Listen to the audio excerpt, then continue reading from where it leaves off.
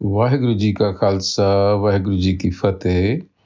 Welcome to this segment of Coach Gurbani's a-sabad-a-day.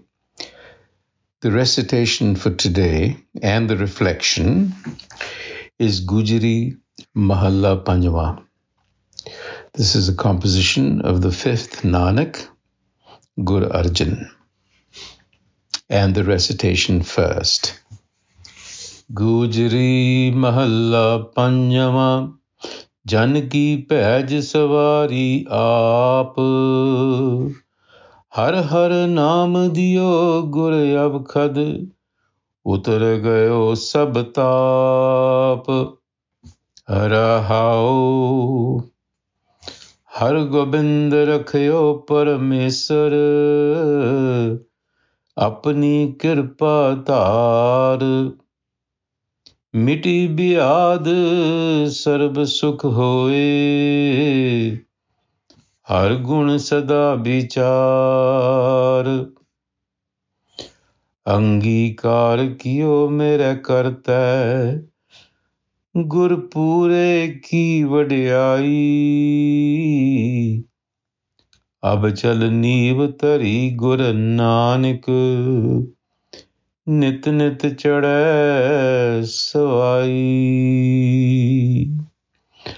अंगीकार कियो मेरे करता गुरपूरे की वड्याई अब चल नीव धरी गुर नानक नित नित चढ़ै Sawai. In this sabad, the reflection is at the very top. It's the very first verse. And the Guru says, Jan ki Paij Savari Aap, har har naam diyo gur avkhad, uttar gayo sab taap. A few of the words that we should keep in mind. Jan, this is a plural here, so it refers to all born creatures, all sentient creatures, people. Paij is actually the name of a very honorable teacher, so it has come to signify teachings. It has also come to signify dignity, because you dignify yourself through the teachings of the Gur. That is the dignity that is being spoken of. So, Jan ki Paij Savari Aap. Savari means to transport, to correct faults, to decorate. So here what is being talked about is the development of all creatures, all things that have been born, evolve and develop in order to become dignified. That is their dignity. It is tied with their evolution. If you don't evolve, then you are truly undignified. So, Jan ki Paij Savari Aap. Aap is the self within. That whole evolutionary principle to become dignified as humans exists within us. So the development of all beings is undertaken by the self. Har har naam diyo gure avkhad. Gure here is an adverb which means through the principle of the gur, of knowledge. So har har here carries dual meanings. Har means everybody. Har also means that evergreen knowledge, that fresh knowledge, meaning it is not cognitive knowledge, but intuitive knowledge. So har har naam diyo. To everyone has been given. What has been given? Gur avkhad. Through the gur, everyone has been given avkhad. Avkhad from the word aushadi, meaning it's a generic term for any medicinal herb. So the medicine of Naam is given through the Gur, through the guidance of the Gur. And then, utar gayo sab taap, utar gayo taap, distress, affliction. So the assumption that is being made in this verse and in this rahau, in this reflection is that we as humans suffer from a primal affliction. It's with us.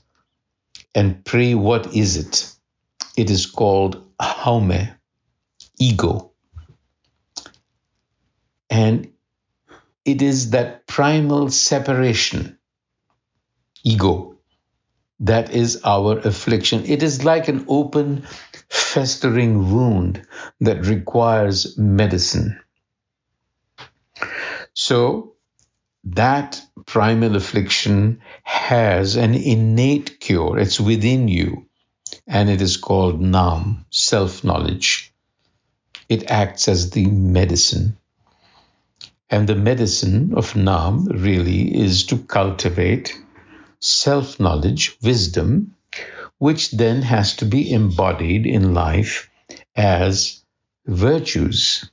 So a virtuous life, a life of virtue, not a life of the ego.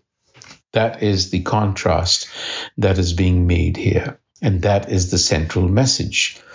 The first verse outside of Rahau is interesting. Har Gobind rakhayo Paramesar apni kirpa tari, miti byad sarb sukh hoye, har gun sada bichari. So through constant, persistent contemplation, Har Gobind was protected.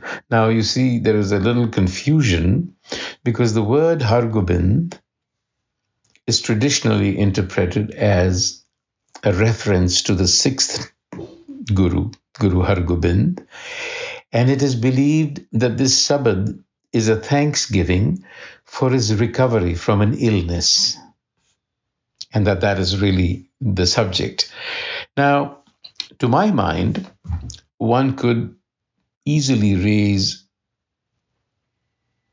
objections to that interpretation. First, to me at least, it is highly unlikely that Gurmat, which advocates non-attachment and acceptance, would turn prayer into a transaction, to a sort of a tit for tat, a demand for intervention. It's highly doubtful because we are taught to accept life as it unfolds and as it comes to you, acceptance.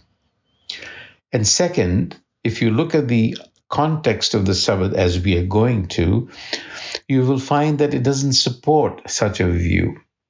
And lastly, my sense is that this could be a printer's devil.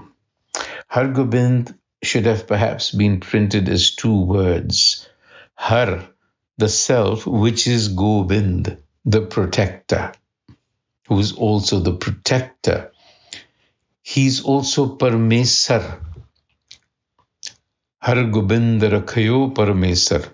He is the creator. Apni kirpa tari. Through its compassion, it has given us this medicine, miti byad. Byad is that open wound. That is healed, and then an all-encompassing feeling of wholeness comes over the mind. Sarab sukha hoye, har gun sada bichari, when I reflected and embodied the qualities of the Har Self. So that wound of separation, that laceration, it's not a physical wound, it's a laceration of the spirit. And that is the primal fracture that we are talking about. And compassion implies that deeper knowledge, deeper self-understanding that leads to realization, self-realization. And in conclusion, what happens is, Angikar kiyo mera karta. Angikar kiyo means to make one's own flesh and blood, to accept, So the Creator accepted me as its own. Angikar kiyo mere karta.